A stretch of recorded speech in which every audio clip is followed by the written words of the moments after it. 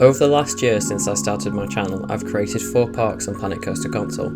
You can find all these series on the channel and the respective links will be in the description. Over this time I've improved my park and coaster building skills, so I thought it would be interesting to compare the 4 parks, so I can see where I've improved and what you can do to improve your parks too. So let's get into it. This is comparing my 4 console parks.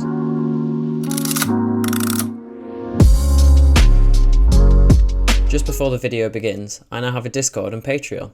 The Discord is a great community to be a part of and connect with other players and enthusiasts, share your work and get exclusive channel content that you wouldn't find anywhere else.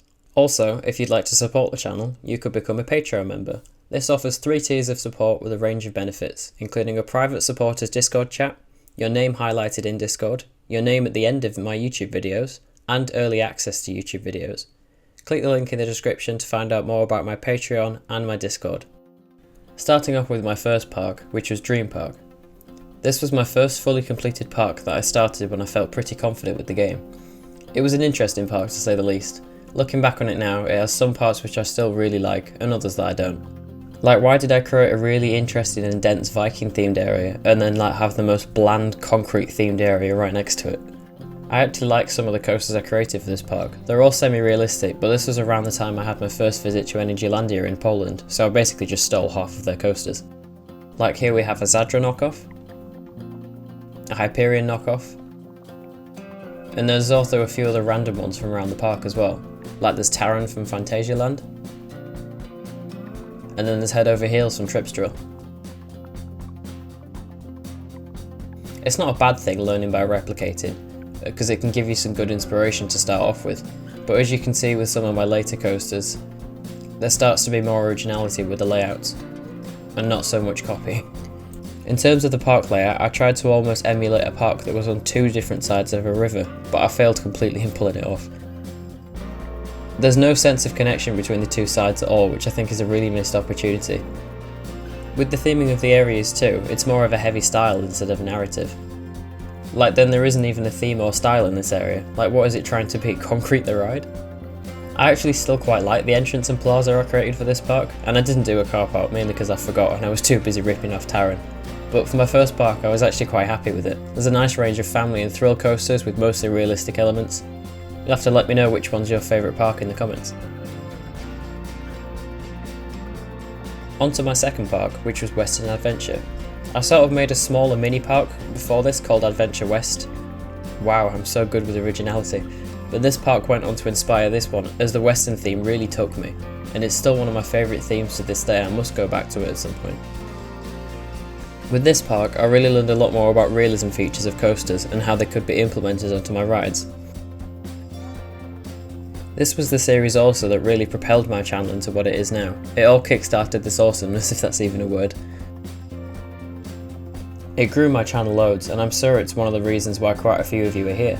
With Western Adventure, I really tried to go all out with the Western style, even adding more realistic coasters than before. I also tried more with the architecture side of the park, and clearly thought more about the layout, instead of let's just cut the park in half with a giant river, because that sounds like a great idea. The coasters were also much smoother in this park and had a greater variety of features. The park also contained my first dark ride, a few more family coasters and flat rides as well. I went on to create a circular layout for this park with a pit in the middle that led up to a hill at the back, giving some really interesting terrain and views down across the park. And with the car park, queue signs and my first use of community suggested ride names, this park was off to a great start and was really fun to make. Then came my third park and the most channel impacting park for me, which was Peak Park. This small park in the middle of the Peak District in the UK really boosted my confidence in my channel, and that it could work. The support on this was insane and is currently my most viewed of the 4 park series. It contained an even more interesting landscape here where I created a valley where the rides interacted with the terrain and the coasters even became more realistic. I started to use the 4 meter method as standard in my coasters, and I even tried some gimmicks like a drop track and the UK's first RMC. This park was really fun for me to create and gave me confidence in my coaster building style and my in-game abilities. I also tried some coasters that I'd never made before, like a new gen launch Vekoma and a new gen Vekoma family coaster. I made a topper track RMC and a B&M invert styled after Nemesis.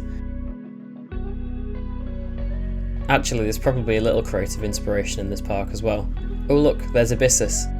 And Zadra again. Oh, and Taran. I'm just so damn original. This park, more than the ones that had came before, gave me way more ideas for my next park. And I knew I wanted to make something that was completely polar opposite. Then after a month or so of planning, we have Adventura Italia, my last console park. Although I do say that very loosely, because I may or may not have other console projects still in the pipeline, but that's future me's problem, so I don't know whether they will happen, have happened, or won't happen, so watch this space and find out. But Adventura Italia was my most fun park to make. I really pushed for my most realistic project yet, with realistic coasters, maintenance and guest facilities all being priorities. All of the coasters were done using my new smoothing method, which is the 4-meter track smooth and then the autocomplete, which you can see in the card above. Yes, I just advertised my own video. Anyway, the coasters are the biggest feature of this park, and oh yeah, it was on an island too. I didn't just want this to be a gimmick though, I really wanted to challenge myself to see what I could create, because I find giving yourself restrictions can make you even more creative and innovative with your ideas. This park had some of the most insane and unique coasters I've ever made, and I was really happy with all of them. Well, maybe all of them, this one less so, but let's draw your eyes over here to the really nice B&M. This park for me was something very special and felt like my most successful project I've done because it boosted my creativity and realism skills in a way that I didn't think was possible. There was also little terrain to hide behind when making this park, as most of it was exposed and on show, making it even harder to get it all right. The coasters were more insane and realistic than ever, and so was my expanded range of supporting rides, featuring my first log flume and the most amount of flat rides I'd ever used. I also focused more on the park's amenities, like the beach, offering a dining and relaxing area to guests. Overall, I think this park was probably the most fun for me to create, and for the community involvement, which was insane. All the ride suggestions were overwhelming in the best way possible, leading to some really great ride names. Just one thing's for sure though, I cannot pronounce things in any other languages, and I will never do it again. Lampo Rosso. I assume there's going to be a lot of mispronunciation of Italian in this park called Disco Volante, I think it's called. It is L'Alto. And with that was Adventura Italia. And those were my 4 console parks. Now it's time for the ranking. Please let me know in the comments your ranking for the parks, but here's mine. In 4th place is Dream Park. For me, this was a tester park where I could see what worked and what didn't, looking at you, Concrete Land. It was a good test to see what I could do with the game and set the foundations for my later projects, but this park was mainly just patchwork, and it was a poorly organised mash of rides that I'm still okay with some of them, but that's why it's my number 4. And in 3rd place, I have Peak Park. Now, I really enjoyed making this park, but I only have 4 to rank, so I have to be quite harsh with myself. But this park was what made my channel, I think, and I do really like it, and for me, it does feel a bit generic in some places, but apart from the landscaping and a few attractions, nothing really stands out for me, which is why I've put it in 3rd place. I think this was the park that my coaster started to get better in, so it was good in that manner, but in 2nd place, we have Western Adventure. First thing to say, creating this park was just really fun. Meeting an amazing community that I didn't know existed prior to this was absolutely amazing. I just loved the Western theme so much, so carrying that through a whole park was great, and all of the rides and landscaping I just think worked quite well, and it was just a great place to make some happy memories for me while I'd started my channel. And you probably guessed it, you know, with there only being 1 part left, but my number 1 is Adventura Italia. This park was just an absolute passion project for me, and I loved it. The coasters, the style of the place, the realism. For me, it was the final culmination of my first year of Planet Coaster, and I think it went quite well. I can't wait to see some of my friends spotlight this park and hear their thoughts, because I really enjoyed making it and seeing all the kind comments it brought with every episode. And that's it, all my console parks compared and ranked. Now let me know your rankings in the comments, and I'll see you next time, or maybe even in my next park, which is coming soon. That's all I'll say for now though. My next project has been 4 months in the making, and it's my first PC park, so you know it's going to be good.